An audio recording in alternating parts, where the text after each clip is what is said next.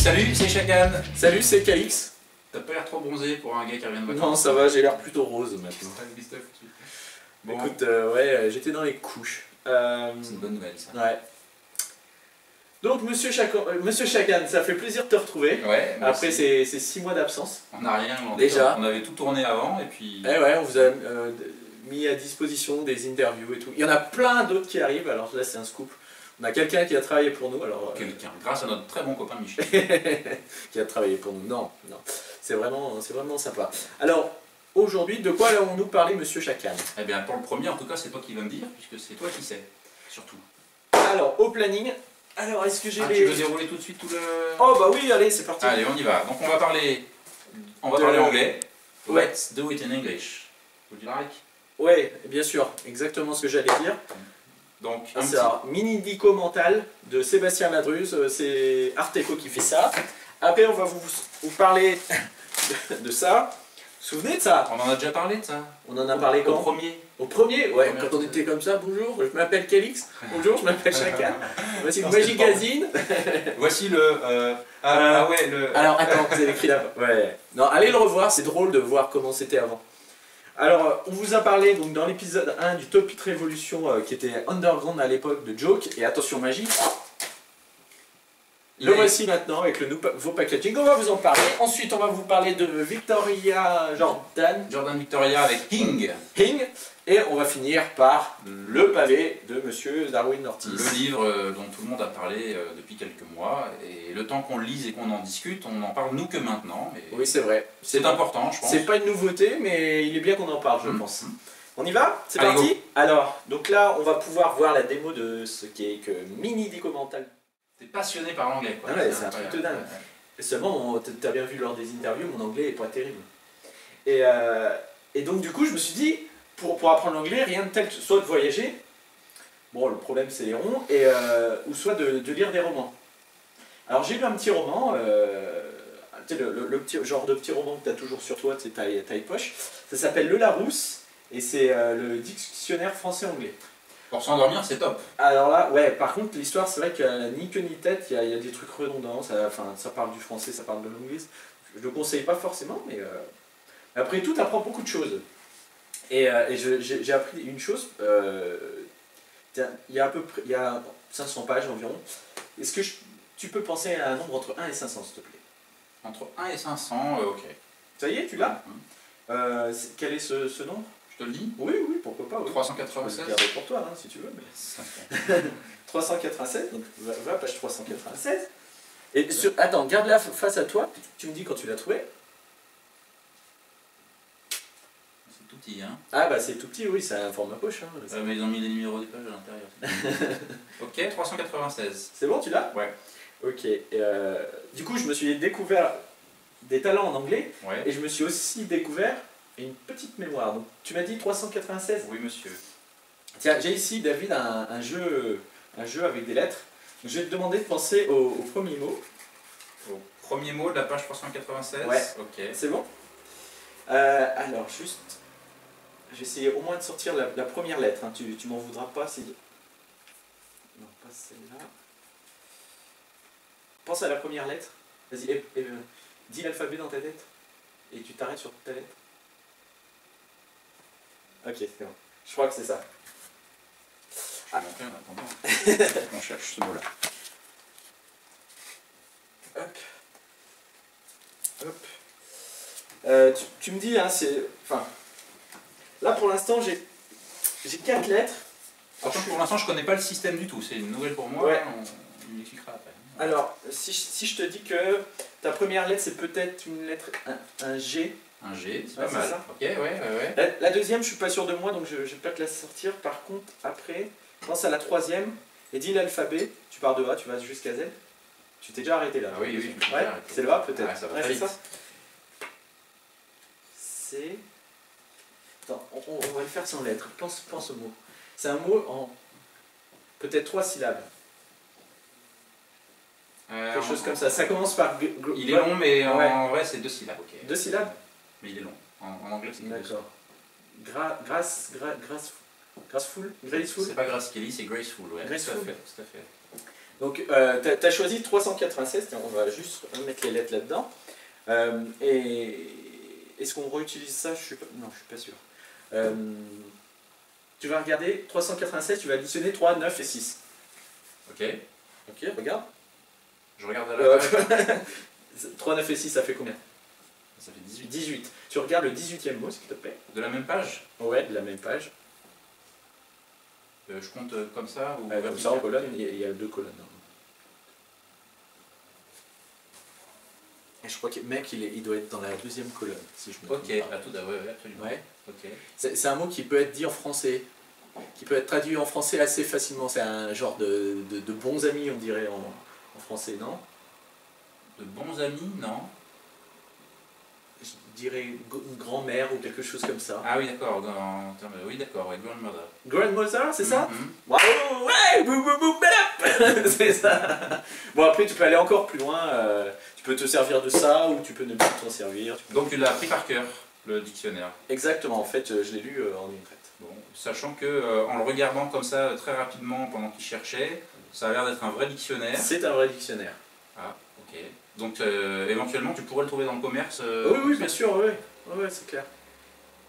Ça prend ça comme espace. Je déteste les book tests, je suis très impressionné par ça, je ne sais pas du tout comment ça marche. Je trouve ça rigolo. Ouais, ok. Voilà, donc à ce moment-là, je découvrais ce que c'était comme petit book test. Ben, moi j'ai trouvé ça très sympa. Combien Très ça sympa. Alors ça coûte 59 €. 60 quoi. Ouais, 60. 59,95. Mais, le prix se justifie. Oui, parce qu'on reçoit tout le matos qu'il faut, c'est bien pensé. On reçoit ça, on reçoit tout le nécessaire parce que pour le faire, pour le préparer, ça dure 5 minutes, c'est hyper simple. Et même le tuto pour le faire, qui est version papier, c'est hyper simple à faire. Donc il n'y a pas de DVD, mais bon, Pas il nécessaire n'y a non pas plus. besoin, donc tant Ouais. mieux, parce que c'est vrai que ça sert à rien de mettre du DVD à l'appel. C'est un vrai dictionnaire, C'est un vrai dictionnaire du vrai commerce, voilà. c'est pas magique. On a une petite idée qu'on soumettra, on ne peut pas le dévoiler ici parce que ça serait dévoiler le Ah, truc, oui. mais on va en parler Ah, au Sébastien. créateur. Ouais. Et donc ça vous permet de deviner, quelqu'un vous donne un numéro de page, n'importe lequel dans le dictionnaire. Il y a quand même plus de 500 pages et ça permet donc de donner plein d'informations sur cette page. De connaître et le premier mot, Ouais. et un mot dans la page, éventuellement le dernier, éventuellement des petits plus, parce qu'a priori il a bien Oui, il y a bossé plein de sur petits différentes plus pages. aussi, oui. Je suis pas trop book test, mais c'est vrai que j'ai trouvé ça assez frais. Oui, moi ce que j'aime bien là-dessus, c'est pour ceux qui font... bon, moi perso je le fais pas en table à table, en close-up. Après il y en a plein qui font des book tests en close-up, c'est leur problème. Mais pour ceux qui font du table à table en close-up, ça vous prend pas beaucoup plus que ça quoi, dans la poche. Donc c'est vrai que c'est quand même, pour le pocket management, vous n'avez pas 3 Sauf que c'est un jeu de lettres, donc si en plus on veut faire des cartes, il faut un autre jeu à part. C'est pas un jeu dont on pourra. Ah, c'est pas un... se Oui, c'est un servir. jeu de lettres comme on peut le voir dans la vidéo. C'est... Après, tu peux toujours t'en servir. Ouais, pour autre chose. Pour autre chose. Pour moi, le prix, je trouve ça cher. Je sais qu'il y a du boulot derrière, je sais que tout est fourni. 40 €, j'aurais trouvé ça top. À 60, je trouve ça un peu élevé. Oui, il faut quand même qu'il amortisse parce que c'est un vrai bouquin, c'est un vrai jeu. Donc, Je répète que je comprends les. Parce qu'on l'a déjà dit dans les épisodes précédents, je comprends les impératifs industriels quelque part quand on sort un produit, mais moi aujourd'hui, côté client, 60 €, je trouve ça cher. 60 €, oui, il y a intérêt de le faire. Si c'est pour que ça reste dans un tiroir, c'est dommage. Par contre, il peut être fait en rue, ça peut être fait en table à table, ça peut être fait en salon. Donc, je pense qu'on peut facilement le rentabiliser. Et comparé à d'autres book tests, il est hyper simple à prendre en main. C'est écrit dans le mode d'emploi, peut-être appris en 2 minutes, mais c'est vraiment ça. Il n'y a pas de mémorisation, zéro. Zéro, c'est tu simple, l'ouvres. c'est quasi automatique, je dirais. Quoi. Une fois, ouais, non, c'est... Donc la qualité est là. Je trouve ça original parce que j'aime bien le fait que ce soit... C'est pas truqué.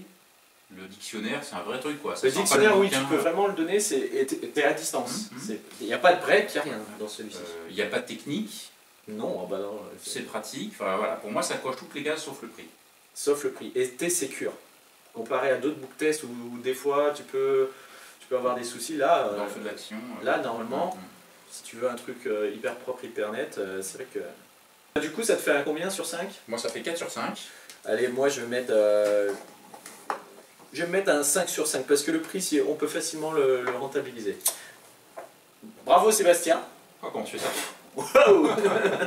Bravo et merci, continuez à nous envoyer vos idées, ça nous plaît. C'est du 100% français, ça fait 100%. plaisir. Donc le deuxième, Le deuxième, Ah. Pitch Revolution. il y en a plein qui nous ont demandé c'est quand que ça sort, ils étaient impatients et je pense que Joke il a dû aussi avoir des échos. Encore Joke, c'est notre Et chouchou quoi, oui, finalement. oui, ben, en France, il n'y en a pas des quantités folles, hein, donc Qui se mouille pour sortir des choses. oui, parce qu'il faut vraiment se mouiller. Bon là, le Topit c'est quand même son bébé, on le sent, et il nous sort. Alors il nous le réassort, c'est pas que le packaging, qu'est-ce qu'il y a d'autre nouveau? Oui, le packaging est noir et vert et blanc, donc c'est peut-être un Topit écologique.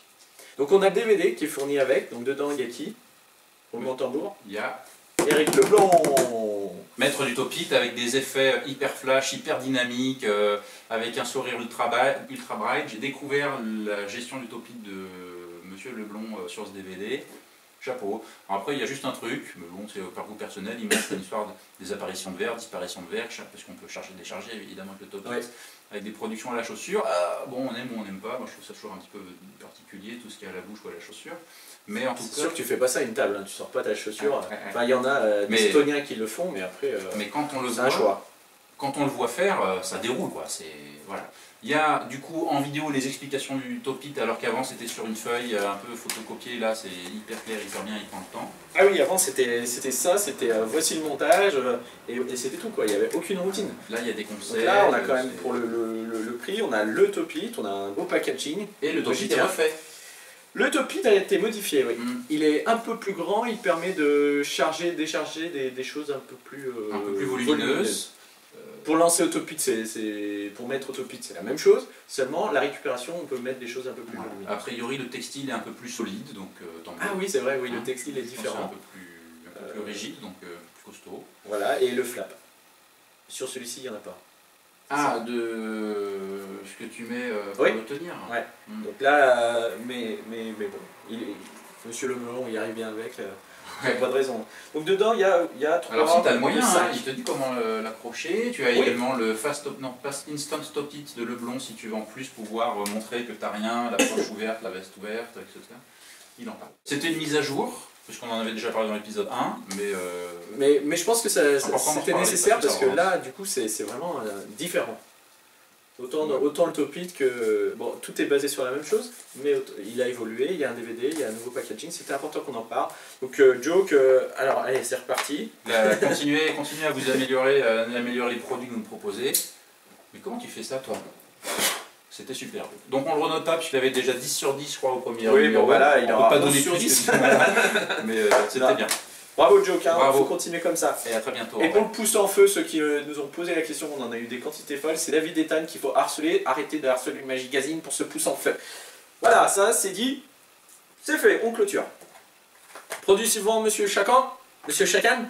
Produit suivant, alors on va parler d'une création française qui nous a été adressée. Alors on ne l'a pas packagé puisque c'est de ton cours de lancement. On va vous montrer l'image. Hing de... Victoria Jordan. Ouais, j'ai toujours du mal avec son nom, je sais pas pourquoi. Ou Jordan Victoria. Jordan, comme Michael, et Victoria comme la princesse.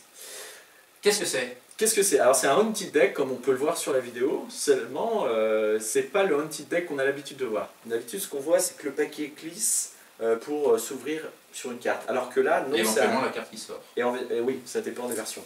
Alors que là, c'est toujours un jeu hanté. Un jeu hanté, c'est quoi? C'est un jeu qui se sépare et qui bouge. Et là, en fait, foum, clac. La partie supérieure à la carte ne glisse pas, elle saute réellement. Donc il se coupe de façon dynamique. Quoi. Oui, voilà, vraiment. Donc il y a un temps de latence. C'est pas, tu poses le jeu, paf, ça saute. Il y a un temps où il faut un peu attendre et ça, on peut pas réellement le maîtriser. Et je pense que même ce temps, même si tu t'entraînes avec ton gimmick, il peut évoluer. Ouais, c'est le genre de choses, à 1-2 secondes près, Voilà. il y a un petit peu de flou. Donc c'est Par contre- pas on claque des doigts, clac, ça s'ouvre. Par contre, tu peux le faire sous une cloche en verre, puisque toi, Voilà. tu peux être loin, t'as rien à actionner. quoi que Exact. ce soit. L'intérêt de cette version, c'est pour ceux qui ont peur du FI, c'est vraiment qu'il n'y a pas de FI. Par contre, le jeu, du coup, n'est pas le même jeu que quand tu utilises un C'est FI. pas un jeu examinable, c'est un jeu qui est dédié à ce tour-là, ou en tout cas une partie. Une partie, oui. Il est examinable, il montre dans les vidéos parce que tu reçois donc un PDF, tu reçois le gimmick et des recherches pour le refaire parce qu'il peut s'user. il te montre une façon de rendre ton jeu clean à la fin. Ok. Un peu comme on a parlé tout à l'heure. Enfin, Ok. bref. Donc voilà, On connaît pas encore le prix, on connaît pas le prix, donc il sera noté sur impossible de le 8. trouver. On peut contacter Jordan Victoria. Alors, t'aimes pas? Alors ce que j'ai, enfin c'est pas un effet pour moi, ça c'est sûr. Par contre je peux me mettre à la place du magicien qui veut un Haunted Deck secure, ça peut le faire. Moi ce que j'aime vraiment avec le FI, c'est que vraiment tu es acteur du jeu qui s'ouvre. Alors que là, tu es dans l'attente. Mais bon, en même temps, tout le monde peut passer sa main autour, il n'y a rien quoi. T'as pas le stress de la lumière et tout. Quelque part, donc moi je mettrais peut-être un rouge sur peut-être, tu vois, c'est pas tant la qualité, c'est la qualité pour la réactivité. Des fois ça marche direct, des fois ça marche moins. Ouais, donc c'est C'est vraiment peut-être amélioré. comme on dit dans les tests, c'est d'être répétable, quoi. C'est d'avoir Voilà, un truc c'est la calibré. répétabilité. Ouais. Mm. Alors, moi, ce que j'aime beaucoup dans le Haunted Deck, c'est justement ce côté, Lent, cette lenteur. on crée un instant magique. Là, il n'y a pas d'instant, il y a quasiment un avant, un après. C'est le jeu il est comme ça, le jeu il est comme ça. Ah oui, c'est Hein. sûr. Le gars qui détourne l'œil à ce moment-là, il a raté le truc, c'est foutu. Il faut pas cligner des Il yeux. n'y a pas de suspense là-dessus. Alors que le Enfin, si, Haunted hein. Deck, on voit le jeu qui tac, éventuellement la carte chlac qui sort. Moi, je trouve ça génial, quelle que soit la méthode. Après, le fait qu'en plus je puisse me servir de ce jeu-là pour faire des tours de cartes normales, j'aime. Donc, l'originalité ici, est-ce que c'est original la méthode utilisée? A priori, oui. Oui, généralement c'est pas utilisé On pour est ça. d'accord. Par contre, le côté pratique, moi je trouve pas ça très pratique. La qualité, effectivement, le fait qu'on puisse pas contrôler à la seconde près, ça me dérange pas. Tu vois ce que je veux Oui, dire? oui. Donc, pour moi, c'est pratique. Oui, ça après c'est une histoire de présentation. La technique, bon bah c'est une technique de Haunted Deck, il n'y a rien de spécifique. Celle-ci à ça. est très simple. C'est de la manip de cartes. Par contre, au niveau du fait de, je dirais, d'armer le système, de le rendre prêt à être hanté, est-ce que ça te semble, toi Oui, je pense que tu peux utiliser ce jeu pour d'autres effets, et je pense que tu peux l'armer bien avant sans qu'il bouge. Ouais. Alors, par contre, c'est vrai que ça demande un contrôle. le fait de pouvoir le faire sous une cloche en verre, c'est joli, mais franchement, jamais personne n'aura une cloche en verre, je pense. Et si vous voulez quelque chose où vous pouvez être loin du jeu, il y a Spooked comme système de jeu hanté, où vous pouvez être assez loin. Voilà. Après, puisqu'on est en train de parler de FI, j'anticipe un peu, mais je crois qu'on l'a déjà dit, on va vous faire un spécial FI. Voilà. On va parler, quand on parle FI, de Monsieur Bruno Copin. Oui. Et Monsieur Bruno Copin, parce que tu parlais, on peut passer les mains, etc. Il y a une méthode pour faire du Haunted Deck, où en gérant bien, on peut tout à fait passer les mains, même avec un jeu, vous pouvez faire passer les mains comme ça au public, et ensuite faire votre Haunted, il n'y a pas de souci. Non, on ne le voit pas sur la caméra, mais vous voyez un peu l'idée. Autour du jeu. Donc, a fortiori, on en a parlé aussi avec Invisible, c'est possible si on gère bien son FI. Donc, effectivement, c'est pas pour moi. Il a quand même 3 sur 4 pour moi. Oui. Toi aussi, si j'ai bien noté. Sur 5, tu veux dire? 3 sur 4. Ah oui, on n'a pas le prix. Ben voilà ce que ça donne. C'est vraiment... ça saute. Toi aussi, 3 sur 4, après ça fait 6 sur 8. Ouais. C'est pas un mauvais produit, hein, mais c'est vrai que... Alors par contre, petite parenthèse, je dirais pas qu'on nous a reproché, mais parfois on nous dit on aborde des produits parfois élitistes, hein, un peu plus, on a fait des trucs un peu hors budget, etc. Là on est sur quelque chose où il n'y a pas besoin de technique, quelqu'un qui veut faire un Haunted Deck sans vouloir apprendre le FI, voilà, vous pouvez y aller pour, j'imagine, pas très cher, voilà, vous faire un truc et vous aurez un effet de Haunted Deck. Donc pour finalement aussi le magicien, soit débutant, soit amateur qui veut en faire en famille. Ou soit même le professionnel qui dans ces conditions, c'est important de ne pas avoir de FI, de pas... Qui ne veut pas avoir sa bobine ou son barillet ou quoi que ce soit. C'est faisable. Après, ouais. personne, c'est pas pour moi. Moi, je préfère une version... Donc ça dépend des configurations. Mais en tout cas, juste pour la recherche... C'est une belle idée. T'as plus de feu là-dedans. Ah si, quand même, on en a un sur 2. Ah, voici le moment qu'on attendait tous. Surtout toi, surtout moi. Ouais, parce que finalement tout le monde l'a lu, j'ai l'impression. Est-ce que ça a un sens d'en parler maintenant? Eh ben, je pense que ce bouquin, il mérite qu'on en parle, que le Magigazine se penche sur ce bouquin, parce que c'est vraiment un beau bouquin, tant sur la forme que dans le fond. On va prendre un petit peu de temps pour en parler. C'est Strong Magic, traduit par Monsieur Richard Vollmer, sorti aux éditions Magic Dream, qui coûte 60 €. Hein, et on a un bouquin alors, le nombre de pages, 460 pages. Oui, ça, ouais. Et hein, pour ceux qui ne l'auraient pas encore acheté, on a une belle couverture, vous voyez, assez épais. Il y a du brillant, il y a du mat. C'est vraiment un beau livre. C'est le genre de livre où hein, on aime les pages, on aime le contact. Ça sent Richard Kaufman. Ouais, ben oui. Alors pourtant c'est Darwin Ortiz. C'est vraiment donc déjà la qualité, avoir, on peut dire que Paris remplit quoi. C'est un beau livre à avoir sur son étagère. Dans sa bibliothèque, d'avoir ça, on n'est pas mécontent. C'est vrai que ne serait-ce que le packaging, les Français ils se bougent quand même pas mal hein, pour faire de beaux produits et ça fait vraiment vraiment plaisir. Quand on met 60 €. La traduction, moi qui suis un petit peu versé là-dedans, c'est très très agréable à lire, du très beau travail de Richard Vollmer. Allez, j'aime pas, vas-y. J'aime. En fait, il vous apprend à rendre votre magie plus percutante, plus attrayante, plus voilà, que les gens partent avec un bon souvenir. Moi, ce que j'aime déjà, c'est que Darwin Ortiz, on a l'impression quand on lit ce bouquin qu'il aime pas les magiciens. C'est vrai. Il les tacle, mais toutes les 5 minutes. Ouais, ils font ci, ils font ça, ils font des variantes. C'est nul les variantes. Il y en a qui disent que du bien de ce bouquin, qui l'ont lu 3 fois, c'est leur bouquin de chevet, etc. Je vais peut-être m'attirer leur foudre, mais moi, quand j'ai commencé à lire ce livre, les premières pages, ça m'a hérissé le poil de lire que effectivement, ouais, les magiciens, ça... Effectivement, ils crachent un peu dans la soupe. Les magiciens font ça, c'est pas bien. Et c'est, je trouve, des généralités à 2 balles.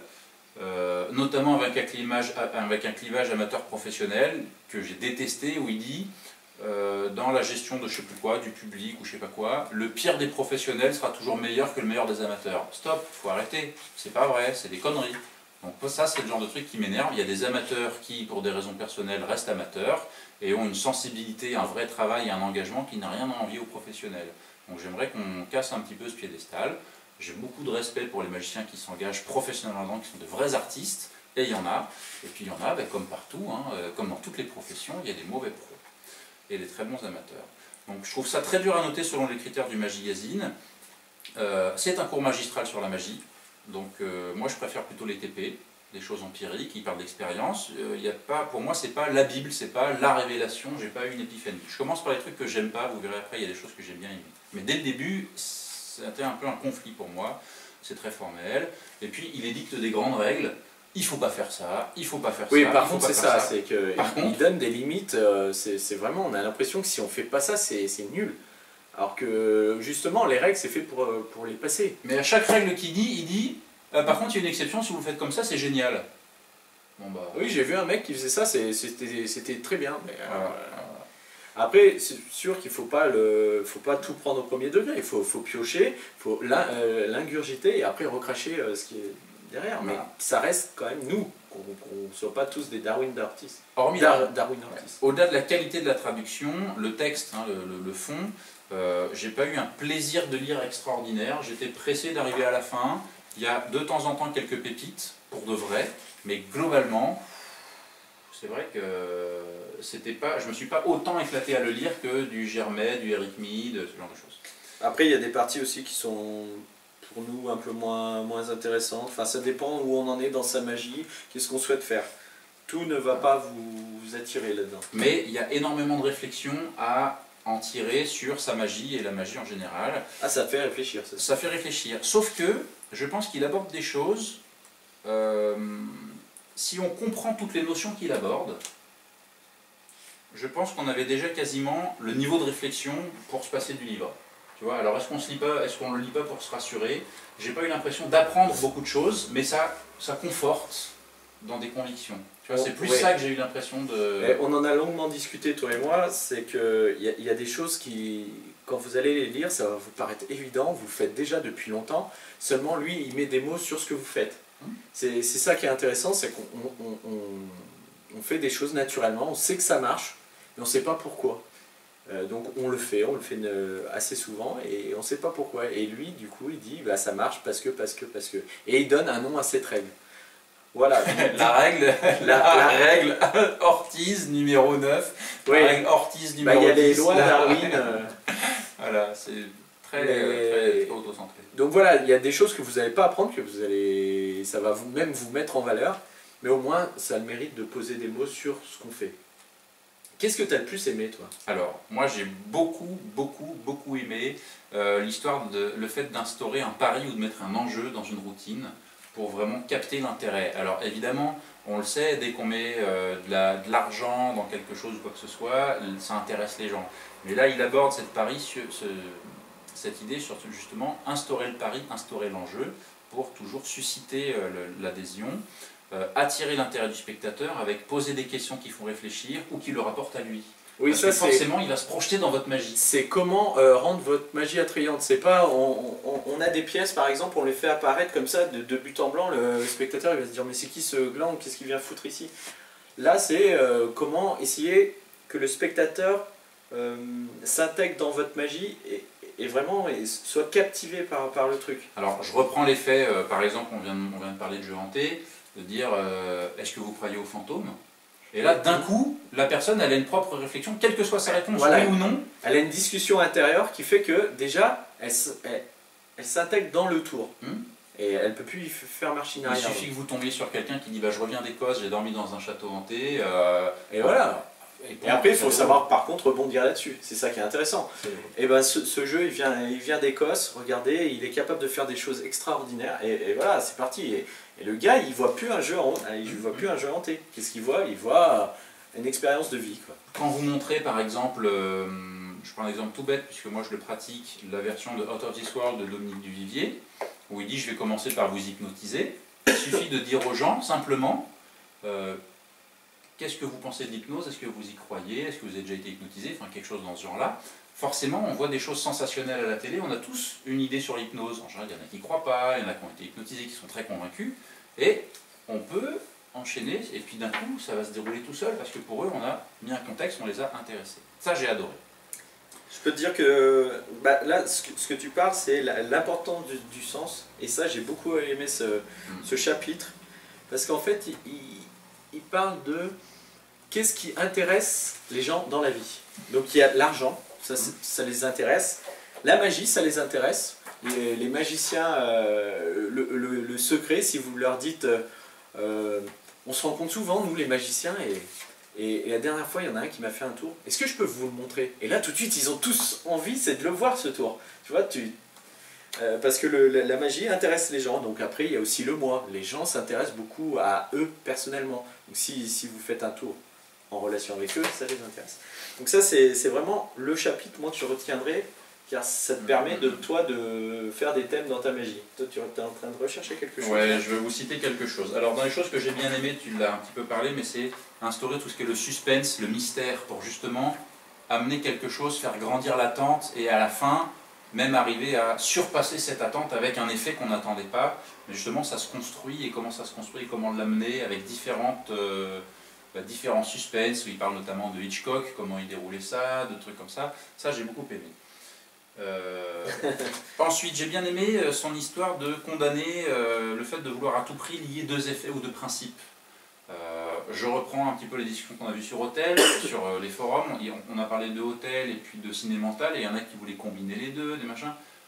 Pourquoi? Enfin, à un moment, on détruit de la magie quelque part si ça se chevauche. Il y a deux effets possibles.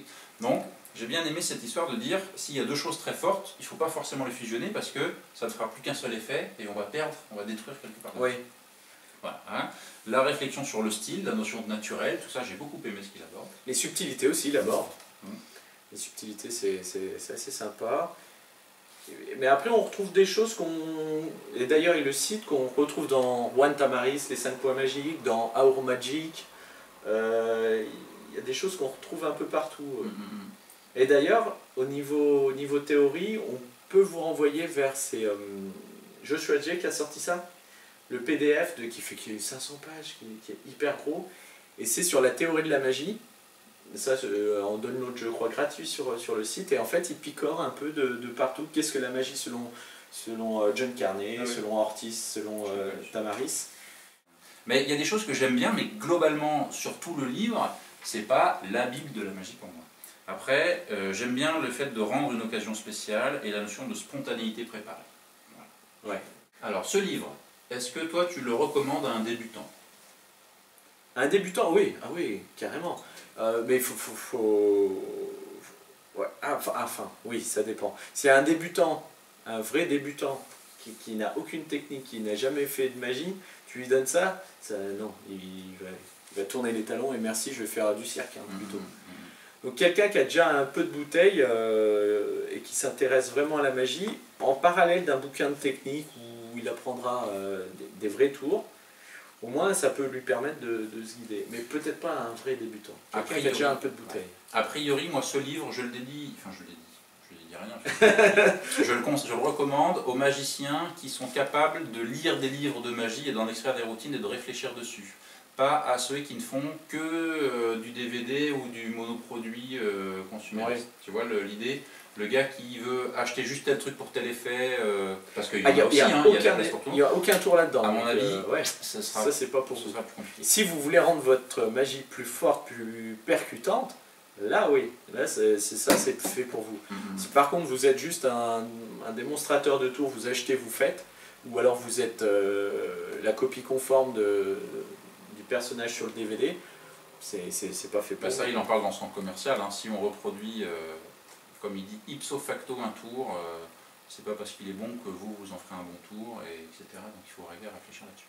Donc, dans les critères du Magigazine, je le trouve assez dur à noter parce qu'il n'y a pas de tour dedans, c'est de la théorie. La qualité. La qualité est bonne, le prix 60 € c'est mérité, c'est original parce qu'un bouquin de théorie, il n'y a que ça. La technique, il n'y en a pas. En français, oui, c'est vrai qu'il n'y en a pas beaucoup. Pour moi, je mettrais du coup un rouge dans le côté pratique, puisque dans le côté agréable, hein, c'est comme ça que je dis, puisqu'il n'y a pas eu que des choses, il y a eu des moments pour moi où j'étais en train de me dire, vivement que j'arrive.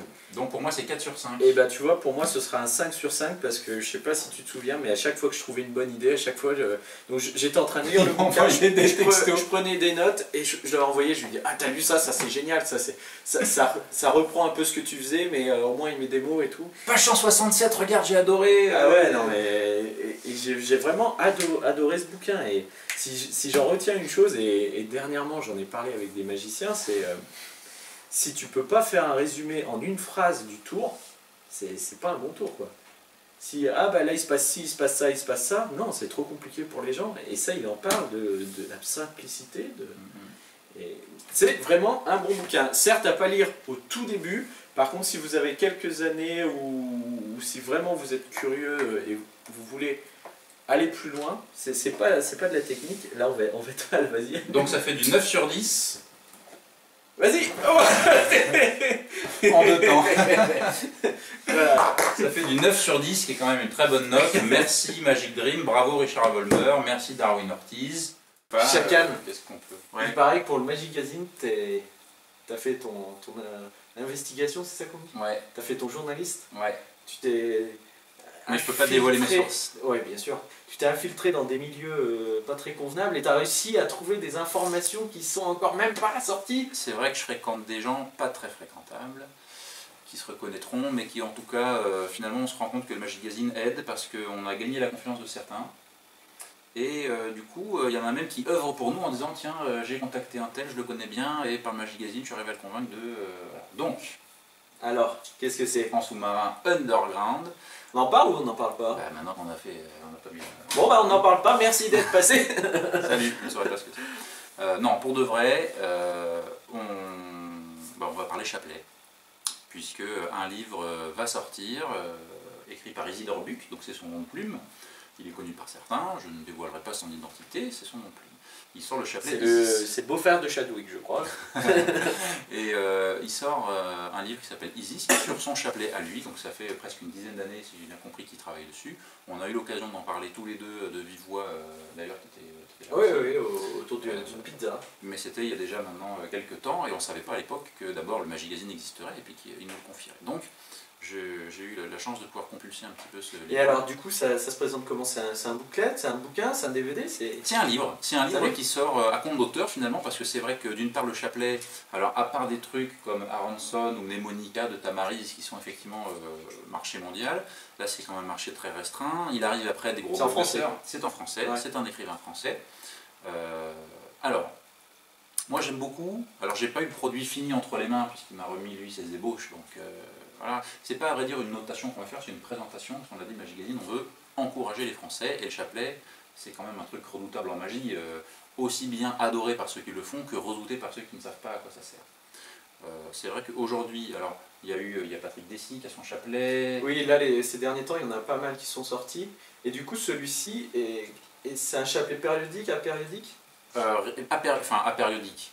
C'est un chapelet, alors c'est très particulier parce qu'il a travaillé son chapelet pour faire aussi bien de la démonstration d'Autriche que de l'épellation, que...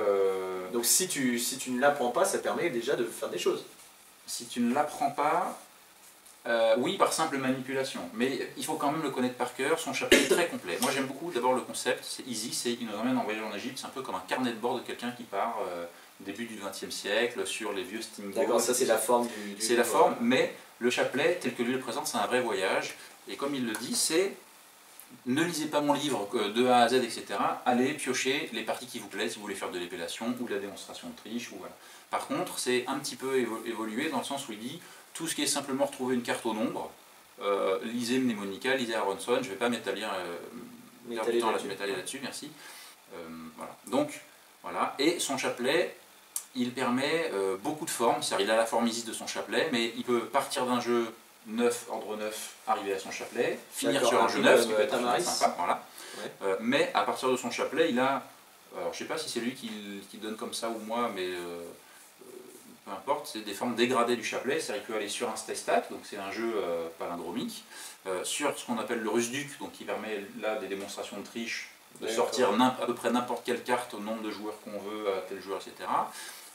Que de l'épellation, alors on a dit Stestac, Rusduc, il y a une autre forme. D'accord, il touche un peu tout. Est-ce qu'il y a un Akan? Un Akan, phénoménal. Bon bah voilà, allez, faut acheter. C'est la mode du moment là. Phénoménal. Alors, par contre, il faut se l'apprendre, hein, il faut arriver à se c'est comme n'importe quel chapelet, et du coup il est apériodique alors. Il est apériodique, dans le sens qu'il n'y a pas de répétition. C'est pas des répétitions. Bah, sauf quand tu rentres dans la partie... oui, pour tout ce qui est soit poker, le Stestac, où là tu as un jeu palindromique, soit dans la partie Rusduc, soit dans la partie une autre forme dégradée, où là tu peux arriver à une forme en fait, cyclique. D'accord, tu apprends un chapelet et de là en fait tu peux dériver sur plein voilà, où il dit vous intervenez tel truc, alors il faut être tout ce qui est un petit peu chapelet quand même, il y a toujours un petit peu de faro de temps en temps qui peut traîner. Vous intervenez telle carte, vous faites un faro, ça y est, vous êtes dans la forme dégradée, tel truc qui vous permet tel effet. C'est très très riche, je dirais c'est technique et c'est complexe, mais après, je veux dire, il explique très bien, une fois qu'on connaît le chapelet, et qu'on le connaît bien, on sait vite d'apprendre autant de routines et de techniques, etc. C'est-à-dire qu'on connaît le chapelet, poum poum poum, je le connais par cœur, je le déroule. De l'intermédiaire qui œuvrait pour nous pour qu'on puisse l'avoir, il sait faire 1h30 d'enchaînement avec le chapelet parce que justement... sans faire de répétition, sans s'ennuyer. J'enregistre une partie, je le reconstitue, mais j'ai fait telle forme, donc derrière je peux enchaîner ça et tout. Et c'est vrai que ça donne le vertige tellement dans son bouquin, il permet de trucs quoi. On sort véritablement de juste la carte c'est tel nombre, donc je connais celle d'avant, je connais celle d'après. C'est waouh. Est-ce qu'il n'est pas un peu autiste cet homme quand même? Parce que pour arriver à partir d'un jeu, le mélanger et de partir dans des je pense qu'il a fallu un petit peu un côté Redman et s'enfermer avec ce truc. Je pense que c'est aussi un accouchement de sortir ce livre, c'est de ne pas le garder pour lui. Alors j'aime beaucoup la forme du Mnémonica, ne serait-ce que sur la façon de vous aider à apprendre le chapelet. Là, on s'est tellement là-dessus dans Isis. Il fait des effets qui sont propres à son chapelet à lui. Déjà, il permet les effets de base du chapelet, c'est un chapelet. Donc si on veut retrouver une carte, autant mieux commencer par un chapelet qui offre beaucoup de possibilités. Et puis après d'aller de plus en plus loin, c'est ça qui permet justement. C'est un couteau suisse de dingue, et effectivement il a poussé le truc très très loin, avec plusieurs niveaux de difficulté, il y a du boulot. Et bah bravo monsieur. Donc bravo Isidore Buc, et je souhaite le meilleur succès évidemment, et ceux qui l'achèteront, donnez à ce livre la chance qu'il mérite, c'est-à-dire lisez-le à fond, lisez-le bien. Mais c'est pas encore sorti, hein, les souscriptions sur son site sont en cours et visiblement il va sortir là, peut-être le temps qu'on sorte le Magazine, les souscriptions sont ouvertes et il devrait avoir le bouquin fin septembre, début octobre. Bon bah on soutient ce produit français comme un peu tous les autres. Voilà, bravo.